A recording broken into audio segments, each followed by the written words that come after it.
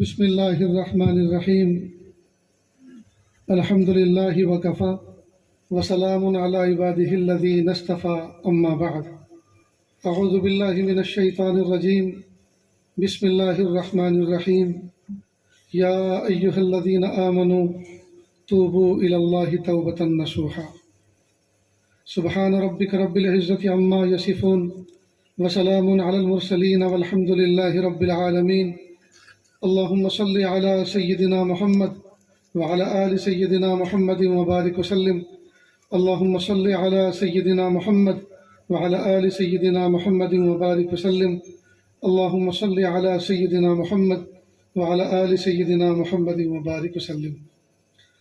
مقصد زندگی اللہ کی بندگی اور مقصد حیات اللہ تعالیٰ کی یاد۔ نہ ہم اپنی مرضی سے دنیا میں آئے نہ اپنی مرضی سے اس دنیا سے جائیں گے۔ اللہ پاک نے حکم فرمایا تو آ گئے، اور اللہ تعالیٰ حکم فرمائیں گے تو چلے جائیں گے۔ نہ آنے میں ہماری مرضی کا کوئی دخل، نہ جانے میں ہماری مرضی کا کوئی دخل۔ عقل مندی کا تقاضا یہ ہے بیچ کی جو زندگی ہے وہ بھی ہم اللہ کی مرضی کے مطابق گزاریں۔ میں نے آپ کے سامنے قرآن پاک کی آیت پڑھی۔ اللہ پاک فرماتے ہیں یا ایھا الذین آمنوا توبوا الی اللہ توبۃ نصوحا۔ ہر آدمی اس دنیا کے اندر اپنے کسی بڑے سے رابطہ استوار کر کے اس سے اپنے مقاصد حل کرنا چاہتا ہے۔ دنیا کا غریب کسی امیر آدمی سے دوستی گانٹھتا ہے اور اس کا دل خوش کر کے اس سے مالی مفاد حاصل کرتا ہے۔ دنیا کا کوئی عام آدمی حکومت کے افسران سے تعلقات قائم کرتا ہے، ان کا دل خوش کرتا ہے اور ان سے اپنے کام بنواتا ہے۔ سوال یہ پیدا ہوتا ہے کہ کائنات کے اندر سب سے بڑا کون؟ اللہ کی ذات ہے۔ تو اللہ تعالیٰ سے ہم اپنے کام کیسے بنائیں؟ اللہ سے اپنے کام کیسے بنائیں؟ دنیا والوں کے ساتھ رہ کر دنیا والوں سے کام بنانے تو سب کو آ گئے، لیکن اللہ کا بندہ بن کر اللہ سے کام کس طرح سے نکالا جائے اور اللہ کو کیسے راضی کیا جائے؟ آج کی اس مجلس میں اسی عنوان پر کچھ بات کرتے ہیں۔ اللہ رب العزت اخلاص کے ساتھ کہنے، سننے اور عمل کرنے کی توفیق عطا فرمائے۔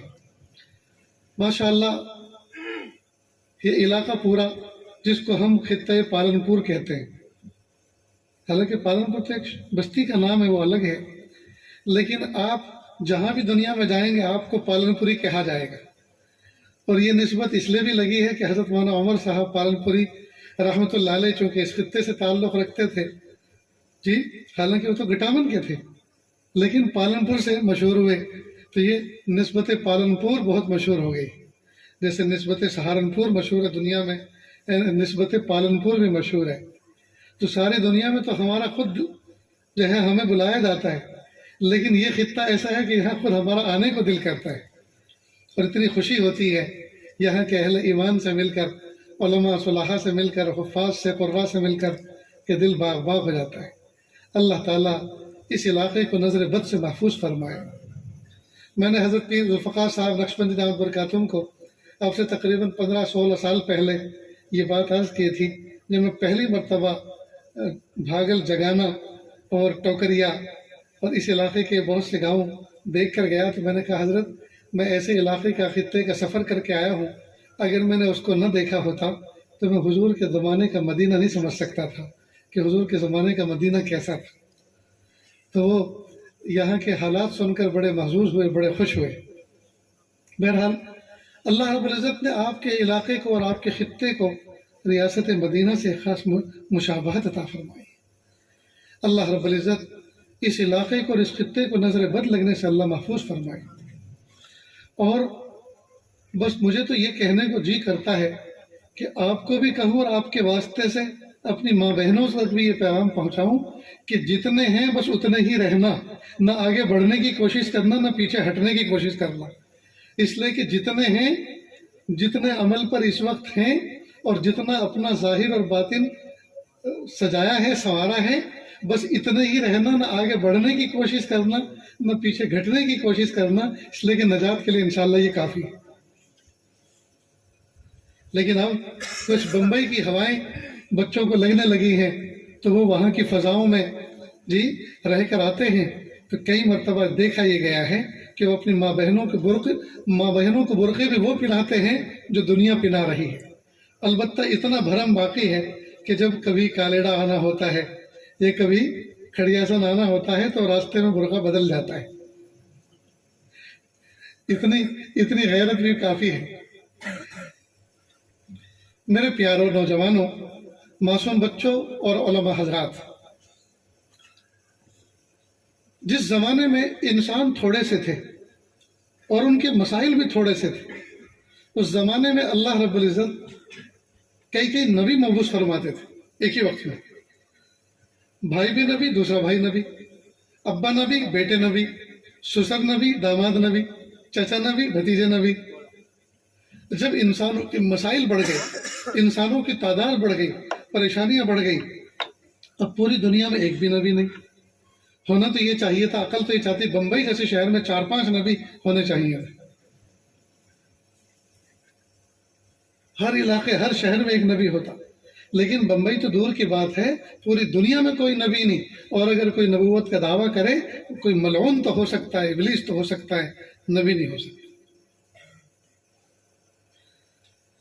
تو وقت کا نبی اگر کوئی زمانے میں ہوتا تو امت اس کے کندھے سے سر رکھ کے رو لیا کرتی، ان کے ہاتھ اٹھوا کر اللہ سے فیصلے اتروا لیا کرتی۔ لیکن پوری دنیا میں کسی گوشے میں کوئی بھی نبی نہیں، تو اللہ نے یہ پاکیزہ سلسلہ کیوں منقطع کر دیا، کیوں بند کر دیا، ختم نبوت کیوں ہو گیا؟ سنیں اور دل کے کانوں سے سنیں۔ پیارے اللہ نے انبیاء کرام کی جو سیریز چالو کی، اس میں سب سے آخری نبی اور سب سے بڑے نبی پیارے آقا صلی اللہ علیہ وسلم مبعوث ہوئے۔ محبوب صلی اللہ علیہ وسلم کو اللہ پاک نے ایسی امت عطا فرمائی اور اس امت میں ایسے علماء اور صلحاء اللہ پاک نے عطا فرمائے، گویا کہ اللہ کی رحمت نے اعتماد کیا اب مجھے کسی نبی کو بھیجنے کی ضرورت نہیں ہے، میرے محبوب کی امت میں ایسے علماء صلحاء موجود ہیں جو اپنے اپنے وقت میں اپنے اپنے علاقوں میں کار نبوت انجام دیتے رہیں گے، اب کسی نبی کو بھیجنے کی ضرورت نہیں۔ تو اللہ کی رحمت نے تو محبوب صلی اللہ علیہ وسلم کے امت کے علماء پر ان کو ایک مرتبہ دے کر، حیثیت دے کر اعتماد فرمایا۔ اور ہمارا حال کیا ہے؟ ہم کتنے پانی میں ڈوبے ہوئے ہیں، ہم نے کتنی فکر کی اپنے بننے کی، کتنی فکر کی اپنے حلقہ دائرے کی بنانے کی، اور کتنی فکر کی اپنے دائرے کار کو سنوارنے کی، یہ ہم خود پہچانے اور خود اس کا محاسبہ کریں۔ ایسا جمود اس وقت چھایا ہے، ایسا جمود چھایا ہے کہ اپنے 5 فٹ کے بدن کو بھی تیار نہیں کر رہے کسی کام کے لیے، چہ جائے کہ اس جسم کے ذریعے سے ہم ایک امت کو کھڑا کر دیتے۔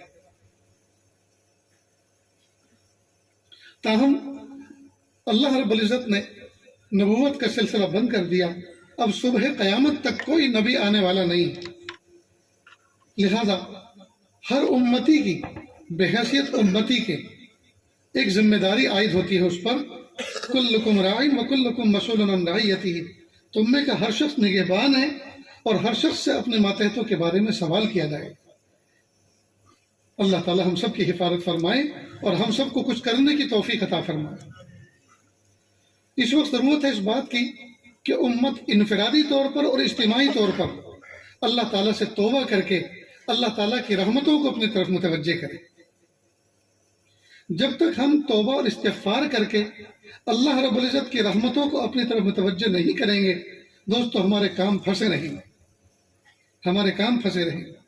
زمین و آسمان کے بدلے ہوئے تیور بتا رہے ہیں کہ اللہ پاک ناراض ہو گئے۔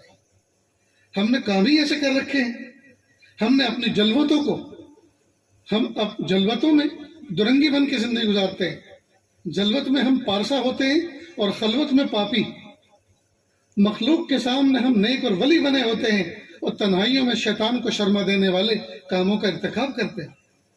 تو درنگی کی زندگی ہم گزار رہے ہیں، ہمیں چاہیے کہ ہم یک رنگی اختیار کریں، درنگی چھوڑ دیں، درنگی چھوڑ دے، یک رنگ ہو جا، یا سراپا موم ہو جا پھر سنگ ہو جا۔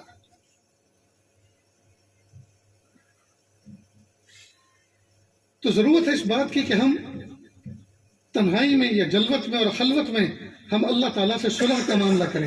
وہ صلح خیر، اور صلح کرنے میں خیر ہے، صلح کرنے میں اللہ تعالیٰ نے ہمارے لیے بہتری رکھی ہے، ہم اللہ کی ذات سے صلح کر لیں۔ میرے پیارے رب، میں آپ کا دامن مضبوطی سے تھامنا چاہتا ہوں، آپ کی رسی کو مضبوطی سے تھامنا چاہتا ہوں۔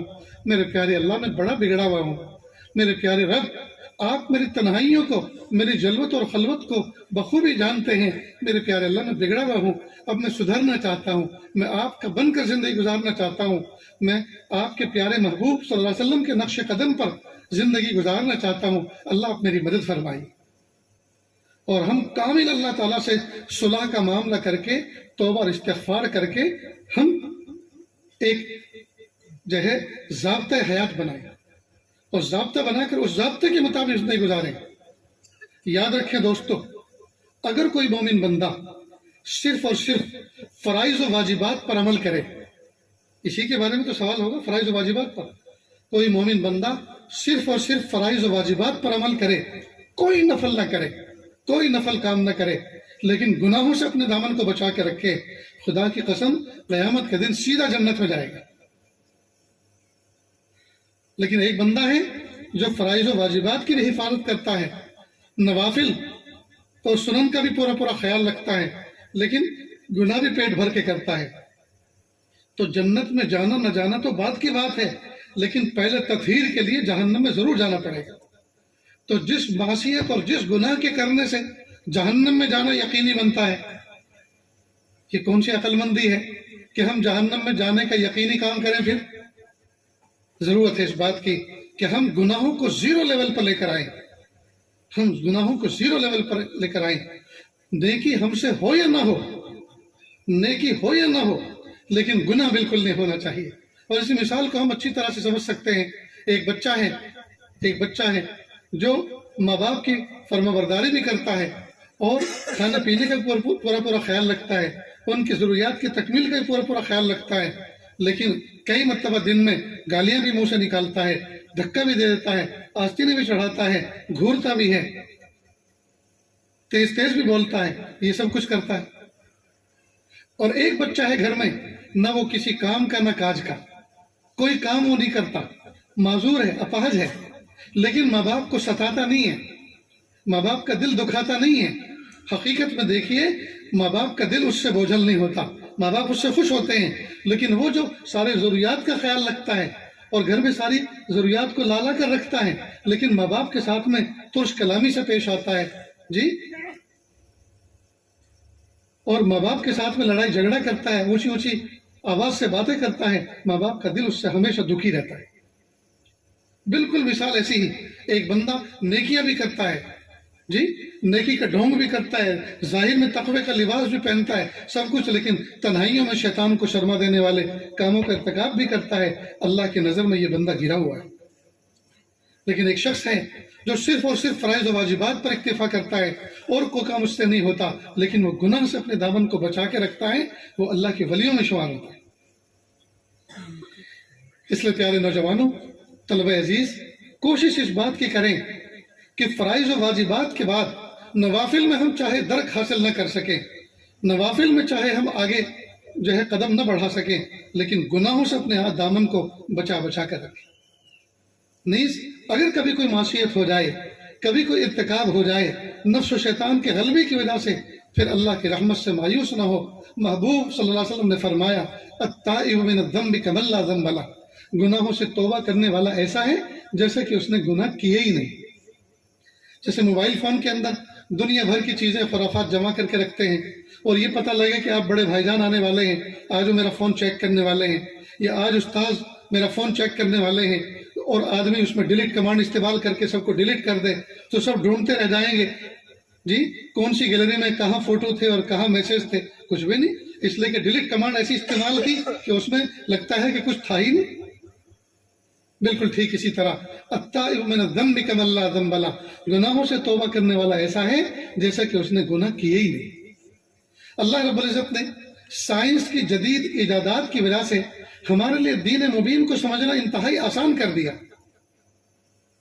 دیکھیں کئی مرتبہ ہم فون کرتے ہیں، فون کی رنگ اور فریکوینسی یہاں سے نکلتی ہے، اور جس پر ہم نے رابطہ کیا، جس نمبر پر، فون کی فریکوینسیز وہاں تک جاتی ہیں، اس کے جیب میں گھستی ہے، اس کے فون سے، اس کے ہینڈ سیٹ سے ٹکراتی ہے، اور اگر اس کا سوئچ آف ہے تو وہ ایک اناؤنسمنٹ واپس سناتی ہے کہ جس گاہک سے آپ رابطہ کر رہے ہیں اس کا سوئچ آف ہے۔ اب وہ چاہے زبان کوئی سی بھی ہو، لیکن اس کا مفہوم یہی ہوتا ہے کہ جس فون سے آپ رابطہ کر رہے ہیں اس کا سوئچ آف ہے۔ ٹھیک بالکل اسی طرح بہت سارے 24 گھنٹے میں لمحات اللہ کی طرف سے ہر مومن بندے کی طرف ایسے آتے ہیں، ایسے لمحات آتے ہیں جن لمحات میں بندہ جو مانگے اللہ پاک عطا فرماتے ہیں، وہ انتہائی گولڈن چانس ہوتے ہیں۔ لیکن اور خاص طور سے تہجد کے وقت میں اللہ تعالیٰ کی رحمتیں آتی ہیں، لیکن یہ رحمتیں مومن بندے کے دل سے ٹکراتی ہیں اور واپس جاتی ہیں، اور گویا اللہ کی رحمت میں عرض گزار ہوتی ہے اور کہتی ہیں پیارے اللہ، جن دلوں کی طرف آپ نے ہمیں بھیجا تھا وہاں تو غفلت کے تالے لگے ہوئے ہیں، وہاں اندر جانے کا ہمیں موقع ہی نہیں ملا۔ اس لیے ہم اپنے دل کے دوار کو، ہم اپنے دل کے دروازے کو ہمیشہ وا کر کے رکھیں، کھول کے رکھیں، اور رحمتوں کے لیے اپنے دل کے آنگن کو ہمیشہ صاف کر کے رکھیں۔ اس لیے آج کی اس مجلس میں، اس محفل میں ہم سمجھیں کہ ہم اپنے رب سے صلح کا معاملہ کس طرح کریں۔ دیکھو، ایک ہے توبہ اور ایک استغفار، دونوں کو ایک دوسرے کی جگہ بولتے ہیں لیکن دونوں کی ڈیفینیشن میں فرق ہے۔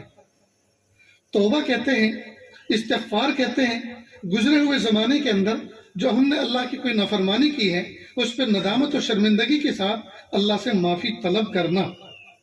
جی، باب استفعال سے استغفار، طلب کرنا، ٹھیک ہے، معافی طلب کرنا، مغفرت طلب کرنا، اس کا تعلق ماضی سے ہے۔ اور سیم انہی گناہوں کو آئندہ نہ کرنے کا مضبوط عزم اور ارادہ کرنا، اس کو کہتے ہیں توبہ۔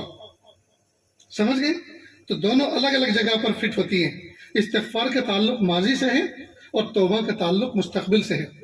حضرت شیخ الحدیث شیخ زکریا رحمۃ اللہ علیہ فرمایا کرتے تھے، عرفات کے میدان میں دنیا بھر کے حجاج کرام 9 ذی الحجہ کو جمع ہوتے ہیں۔ غروب آفتاب تک، زوال آفتاب سے لے کر غروب آفتاب تک اللہ کی رحمت کا دریا بہتا ہے، اور حجاج کرام اللہ تعالیٰ سے معافی مانگتے ہیں۔ لیکن حجاج معافی تو مانگتے ہیں، ماضی کے گناہوں پر اللہ تعالیٰ سے معافی تو طلب کرتے ہیں، لیکن سچی توبہ کر کے نہیں آتے، آئندہ انہی گناہوں کو نہ کرنے کا مضبوط عزم کر کے نہیں آتے۔ اگر یہ عزم کر کے آتے تو دنیا کا نقشہ بدل جاتا۔ صرف پیچھے کے زمانے میں، پچھلے زمانے میں جو کچھ ہم نے معصیت کا ارتکاب کیا ہے اس پر جھاڑو پھروا کر آتے ہیں، ان کو معاف کروا کے آتے ہیں، لیکن انہی گناہوں کو آئندہ نہ کرنے کا عزم بالجزم کر کے، جس کو توبہ کہتے ہیں، وہ کر کے نہیں آتے۔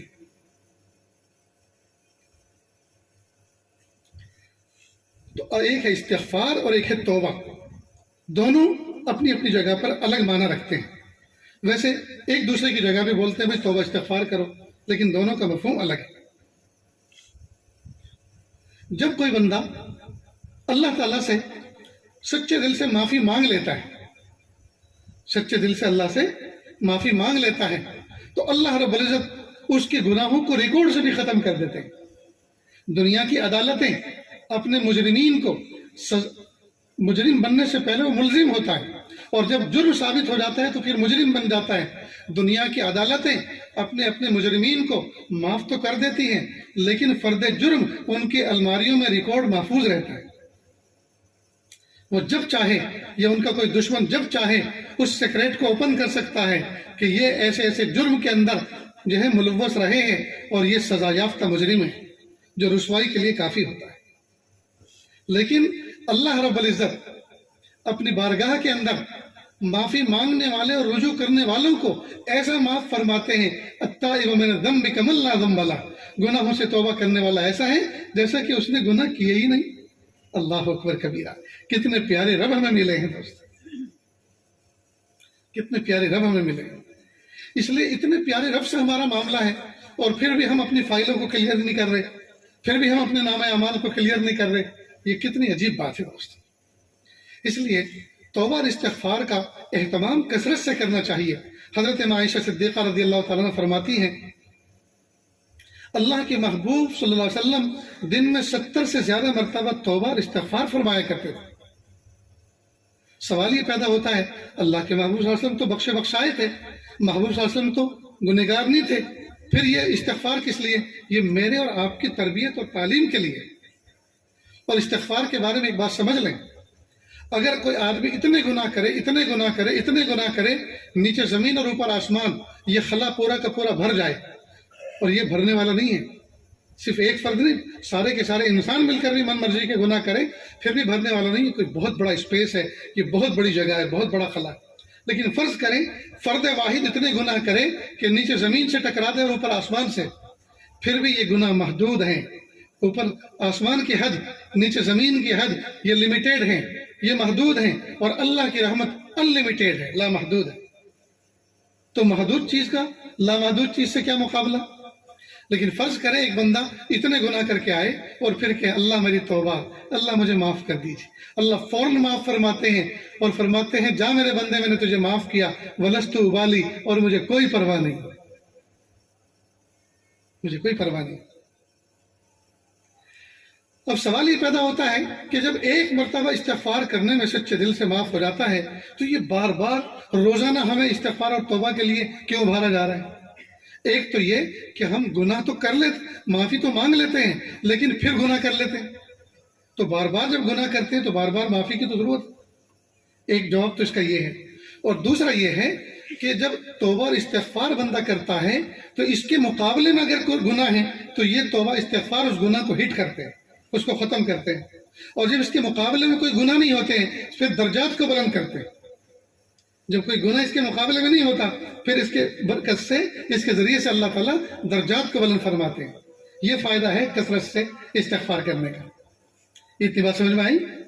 تو توبہ اور استغفار کرنے کا اللہ رب العزت نے مجھے اور آپ کو حکم دیا ہے، اور قربان جائیں اللہ رب العزت نے یہ عبادت ایسی بنائی ہے، ہر عبادت کے لیے بندے کا نیک ہونا ضروری، مثلا نماز کے لیے پاک صاف ہونا ضروری، حج کے لیے پاک صاف ہونا ضروری، جی، لیکن توبہ اور استغفار ایسی عبادت ہے اس کے لیے بندے کا گنہگار ہونا ضروری، اس کے لیے گنہگار ہونا ضروری۔ اس کو آپ ایسے سمجھیں جیسے ریلوے اسٹیشن پر مختلف ونڈوز بنی ہوتی ہیں، ونڈو فار وکلانگ، اپاہج لوگ یہاں سے، معذور لوگ یہاں سے ٹکٹ لیں، ونڈو فار وومن، عورتیں یہاں سے اپنا ٹکٹ لیں، ونڈو فار سولجر، اگر ریلوے اسٹیشن کسی ملٹری ایریا کے پاس میں ہے، فوجی لوگ یہاں سے ٹکٹ لیں۔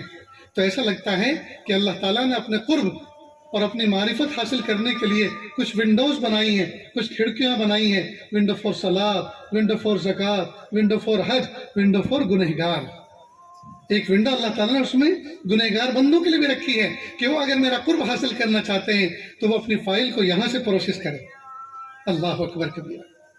میرے پیارے بھائیوں، جب مجھے اور آپ کو اتنا پیارا رب ملا ہے جو ہمارے گناہوں سے ملول نہیں ہوتا، جو ہمارے گناہوں سے مایوس نہیں ہوتا، ہمارے گناہوں سے پریشان نہیں ہوتا، بلکہ ہمارے توبہ نہ کرنے سے وہ رب ناراض ہوتا ہے۔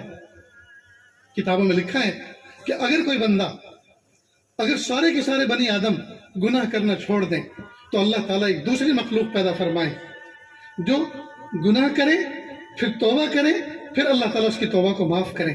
معلوم اللہ تعالیٰ کو توبہ قبول کرنا اور گنہگار بندوں کو معاف کرنا پسند ہے۔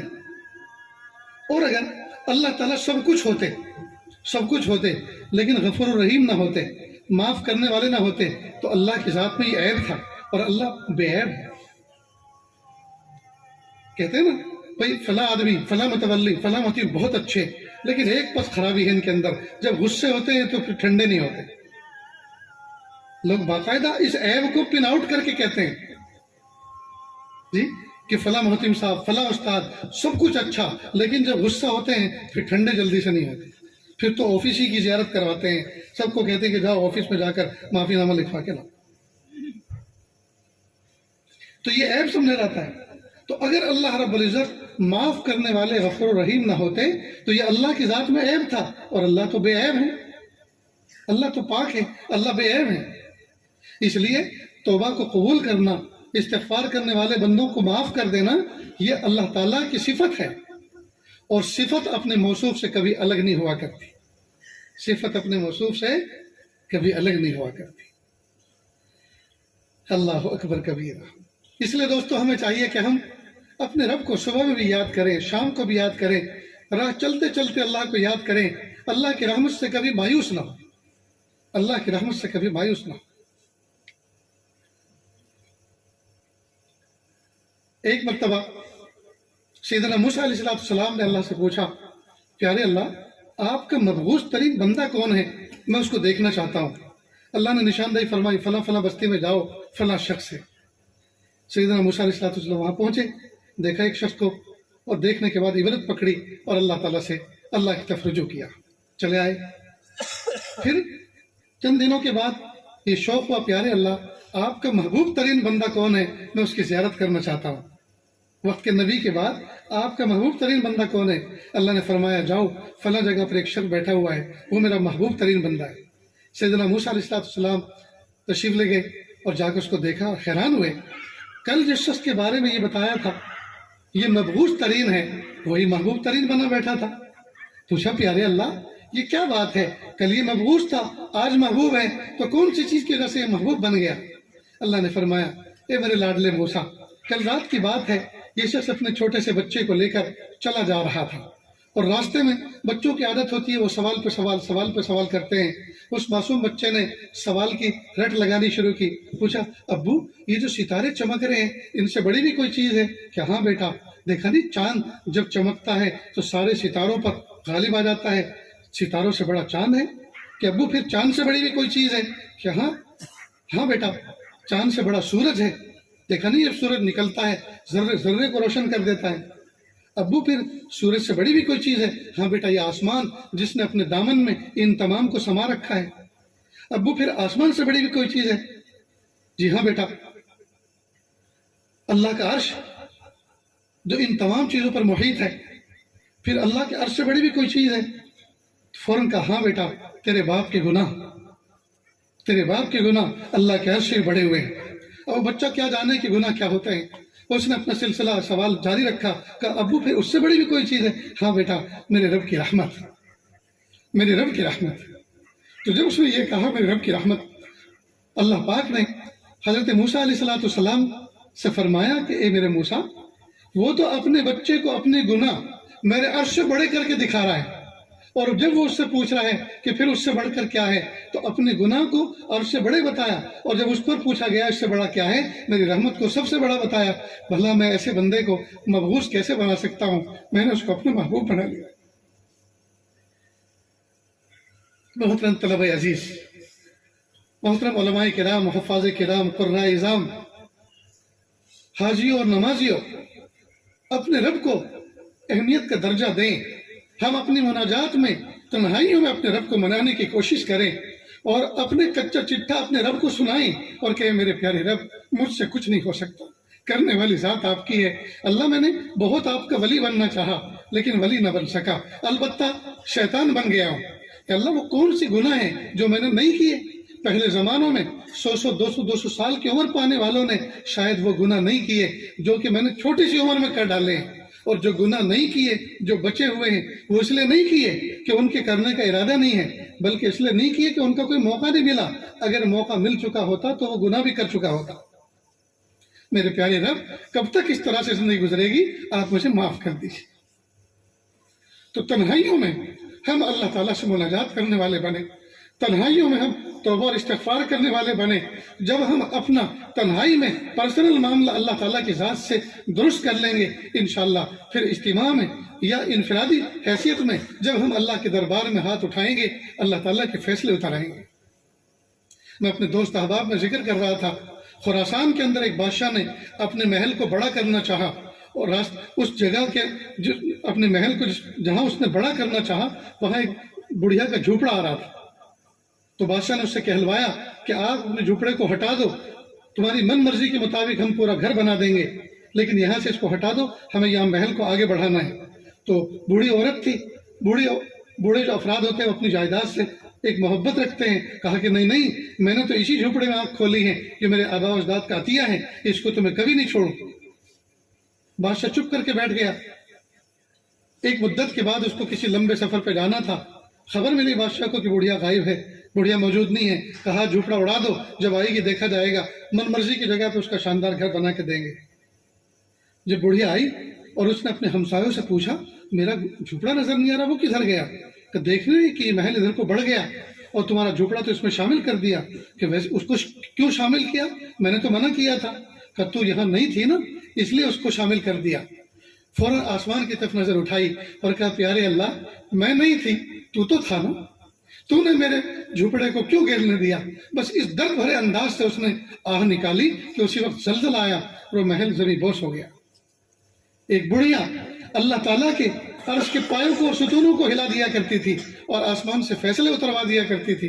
آج دوستو امت اتنی بڑی تعداد میں موجود ہے اور فیصلے نہیں اتروا پا رہی۔ دوستو کہیں نہ کہیں تو پانی مر رہا ہے، کہیں نہ کہیں تو ہم سے کچھ مسٹیک ہو رہی ہے، کہیں نہ کہیں تو ہم سے غلطی ہو رہی ہے۔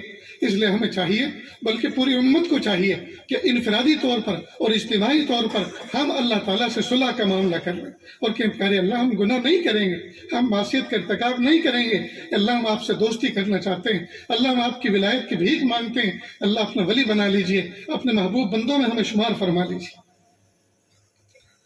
پیارے نوجوان بچوں یاد رکھو، ہم جمعہ کے دن نہا دھو کر کپڑے پہنتے ہیں صاف ستھرے، عام دنوں میں پہنتے ہیں، لیکن خاص طور سے جمعہ کے دن جمعہ کی سنت سمجھ کر غسل کر کے صاف ستھرے ہو کر کپڑے پہنتے ہیں۔ جی کوئی عقل مند دنیا میں آج تک ایسا پیدا نہیں ہوا جو اپنے صاف ستھرے کپڑے کو جان بوجھ کے میلا کرتا ہو۔ ہر آدمی پوری کوشش اس بات کی کرتا ہے کہ یہ کپڑے دیر تک چلیں، یہ میلے ہونے نہ پائیں۔ خاص طور سے طلبہ عزیز جو اپنے ہاتھوں سے کپڑے دھوتے ہیں، ان بچوں سے پوچھو کہ دھلے ہوئے کپڑے اور صاف ستھرے کپڑے پہننے کی قدر کیا ہوتی ہے۔ لیکن باوجود اس کوشش کے ہونے کے کہ میرے کپڑے میلے نہ ہوں، پھر بھی میلے ہوتے ہیں کہ نہیں؟ تو کپڑے میلے کیا نہیں کرتے، میلے ہو جایا کرتے ہیں، اور جب میلے ہو جاتے ہیں تو کیا کرتے ہیں؟ پھر پھینک دیتے ہیں ان کو، پھر دھوتے ہیں، پھر میلے ہو جاتے ہیں تو پھر دھوتے ہیں، پھر میلے ہو جاتے ہیں تو پھر دھوتے ہیں۔ آج تک دھوتے دھوتے تھکے؟ کوئی عقل مند ایسا ہے کہ اس نے کپڑوں کو پھینک دیا اور یہ اعلان کر دیا ہو کہ اب مجھے کپڑے نہیں پہننے، اب میں ایسے ہی ننگ دھڑنگ رہوں گا؟ یہ تو ہمیشہ میلے ہوتے رہتے ہیں۔ جی کبھی بھی آج تک کسی عقل مند نے یہ فیصلہ نہیں کیا۔ تو کپڑے میلے ہوتے ہیں، کپڑے میلے کیا نہیں کرتے، کپڑے میلے ہو جایا کرتے ہیں، اور جب میلے ہو جایا کرتے ہیں پھینکا نہیں کرتے، ان کو دھو لیا کرتے ہیں۔ ٹھیک بالکل اسی طرح مومن بندہ توبہ استغفار کرنے کے بعد گناہ کیا نہیں کرتا، اپنے دامن کو بچایا کرتا ہے، گناہ کیا نہیں کرتا، اپنے دامن کو بچا کے رکھا کرتا ہے۔ تو گناہ کرتا تو نہیں ہے، گناہ کیا تو نہیں کرتا، لیکن گناہ نفس و شیطان کرا دیا کرتے ہیں، اور جب کرا دیا کرتے ہیں تو مایوس ہوا نہیں کرتے، بلکہ توبہ اور استغفار کر لیا کرتے ہیں۔ تو ہمیشہ اس سبق کو یاد رکھیں، جب نفس و شیطان ہمیں گناہ کو سجھائے اور گناہ کے کام میں ہم اس کا ارتکاب کرائے، ہم فوراً اللہ کی طرف رجوع کریں، اللہ میری توبہ، اللہ مجھے معاف کر دی۔ ہائے میرے پیارے اللہ، دیکھو باوجود اس کے کہ میں نے عہد کیا تھا، کوشش کی تھی، میرے پیارے اللہ میں کمزور پڑ گیا، نفس و شیطان جو میرا دشمن ہے وہ قوی پڑ گئے، میرے پیارے اللہ میری کمزوری کو دور فرما اور ان پر مجھے غالب فرما، اور اللہ مجھے بچا لیجئے، اللہ مجھے بچا لیجئے، اللہ مجھے بچا لیجئے۔ جب ہم عاجزانہ انداز سے اللہ سے توبہ اور استغفار کرنے کا معمول بنائیں گے، اللہ تعالیٰ ہمیں اپنے ولیوں میں شامل فرمائے۔ تو کوشش کریں گے نا۔ سیدنا موسیٰ علیہ السلام کا زمانہ تھا، ایک مرتبہ زبردست قحط سالی ہوئی، زبردست قحط سالی ہوئی، سارے لوگ مل کر آئے۔ اے وقت کے پیارے نبی موسیٰ علیہ السلام، بے زبان جانور پریشان ہیں، چوپائے پریشان ہیں، پرندے پریشان ہیں، زمین پھٹی جا رہی ہے، آپ اللہ سے دعا کر دیجئے اللہ بارش نازل فرما دے۔ سیدنا موسیٰ علیہ السلام نے کہا سارے جانور، ساری چیزیں، سارے زیرو سب کے سب جمع کر کے لاؤ اور میدان میں جمع کرو۔ سب میدان میں جمع ہو گئے۔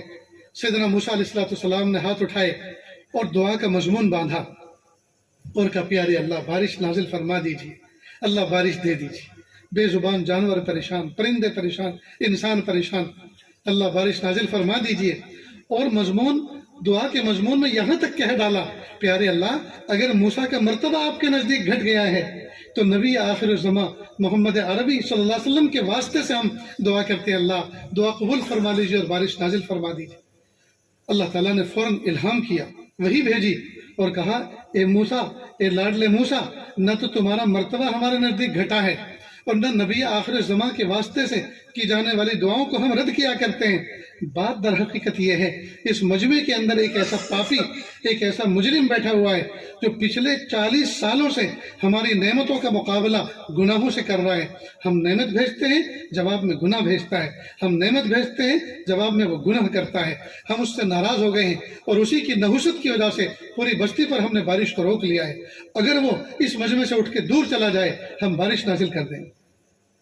سیدنا موسیٰ علیہ السلام تمام کی طرف مخاطب ہوئے اور کہا، اے لوگو، آپ میں کون وہ پاپی ہے جو پچھلے 40 سال سے اللہ تعالیٰ کی نافرمانی پہ اترا ہوا ہے؟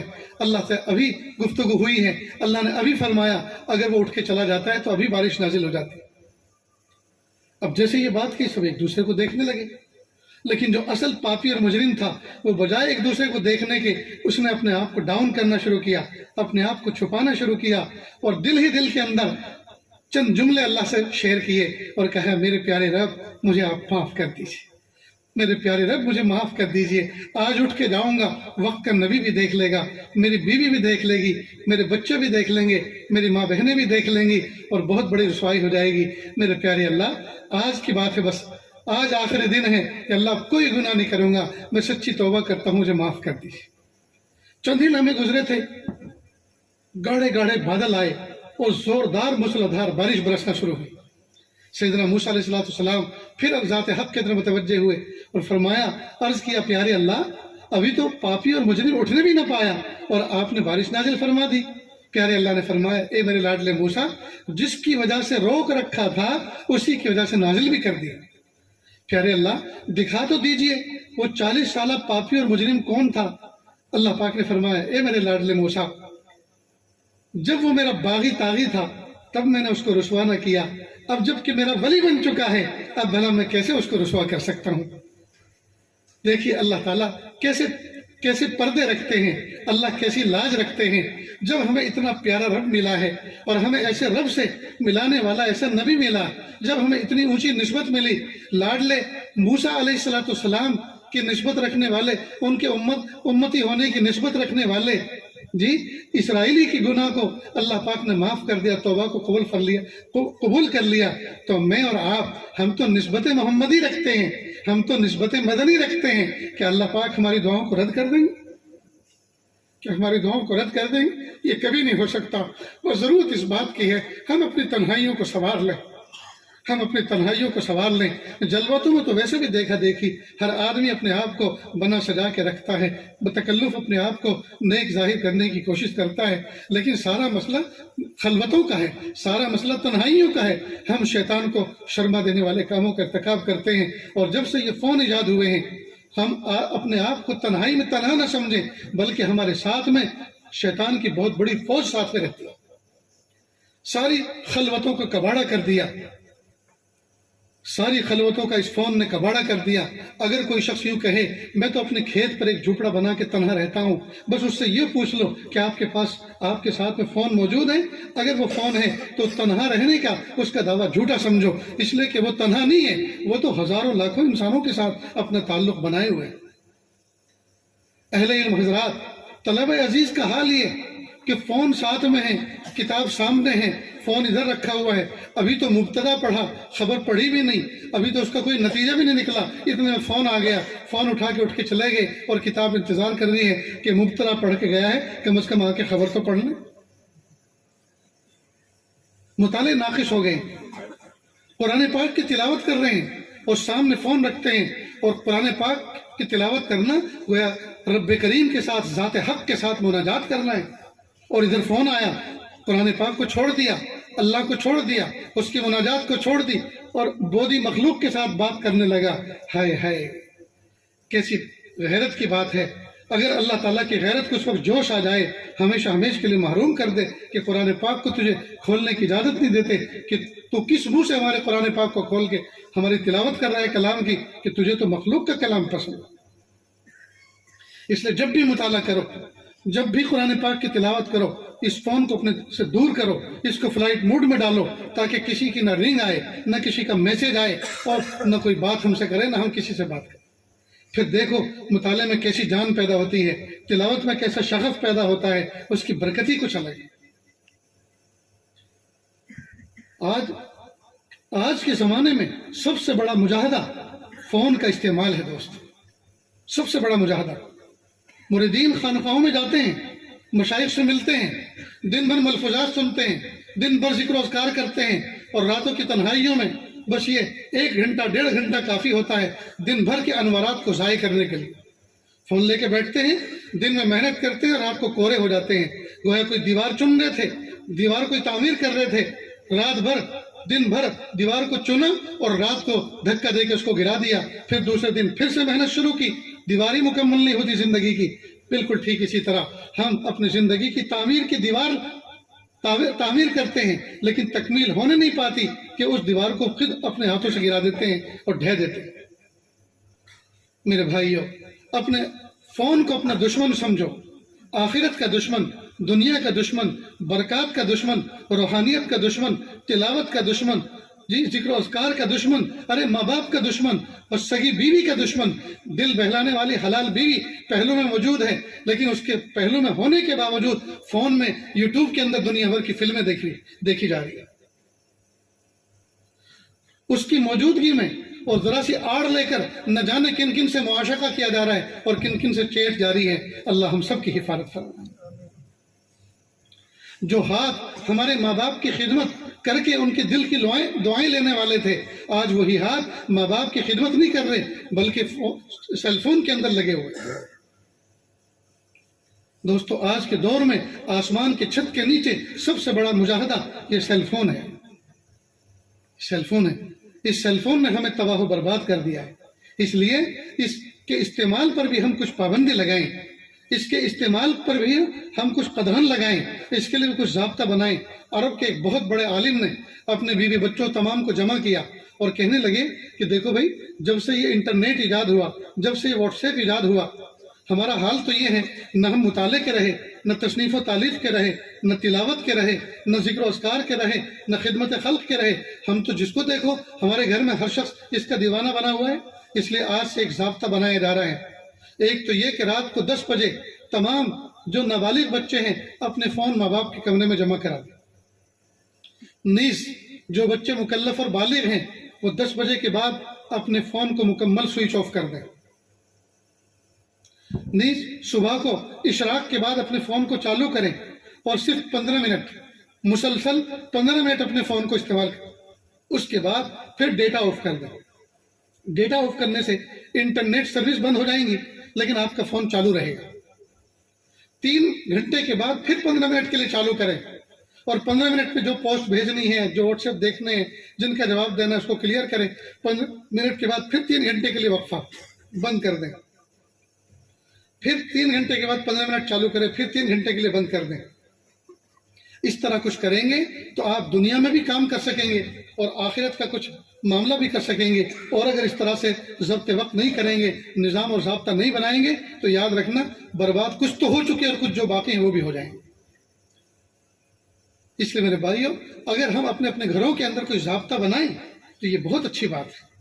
ہم خود اپنے ذاتی اعتبار سے اپنا نظام بنائیں۔ بھئی واٹس ایپ ہر آدمی نے چالو کر رکھا ہے، کون سی ہماری کروڑوں کی ڈیل چل رہی ہے، کون سی ہماری فیکٹریاں، یہ ایپ تو بنائی گئی تھی کام کاج والے لوگوں کے لیے، بزنس مین لوگوں کے لیے، لیکن اس ایپ کو کون استعمال کر رہا ہے؟ کھانا پکانے والی ہماری ماں بہنیں، روٹی پکانے والی ہماری ماں بہنیں، اور وہ توے کا فوٹو بھیج رہی ہیں، دیکھو آج ہماری روٹی پھول گئی ہے، پہلے نہیں پھولا کرتی تھی، آج ہماری روٹی پھول گئی ہے، دیکھو اس کی تصویر دیکھ لو، دیکھو چولہے میں لکڑی لگی ہوئی ہے، اس کی تصویر دیکھ لو۔ ہائے ہائے، مجھے ایسا لگتا ہے صرف بس ایک ہی حالت بچی ہے جس کے فوٹو نہیں چل رہے، اور وہ ہے استنجے کی حالت۔ اللہ بچا کے رکھے سب، ورنہ کوئی کنڈیشن ایسی نہیں ہے جس میں لوگوں کے فوٹو، بزرگان دین کے فوٹو، وہ سو رہے ہیں تو وہ خراٹے لے رہے ہیں تو ان کے خراٹوں کے فوٹو، وہ کھا رہے ہیں تو ان کے لقمے اٹھانے کا فوٹو، وہ چل رہے ہیں تو ان کے چلنے کا فوٹو۔ بتائیے یہ کون سی دین کی ضرورت ہے؟ لیکن دوستو، ایسا جنون چڑھا ہے کہ پوچھو۔ بہت سے ہم سے اور بہت سے اہل علم حضرات سے ملاقات مانے کے لیے آتے ہیں، اور وہ دوسرے ایک شخص کو لے کے آتا ہے، اور اس کو اس لیے لے کر آتا ہے تاکہ وہ ہمارا فوٹو لے لے۔ جب میں ان سے گلے مل رہا ہوں تو فوٹو لے لے تاکہ میں دنیا کو دکھا سکوں میرا تعلق کن کن لوگوں سے۔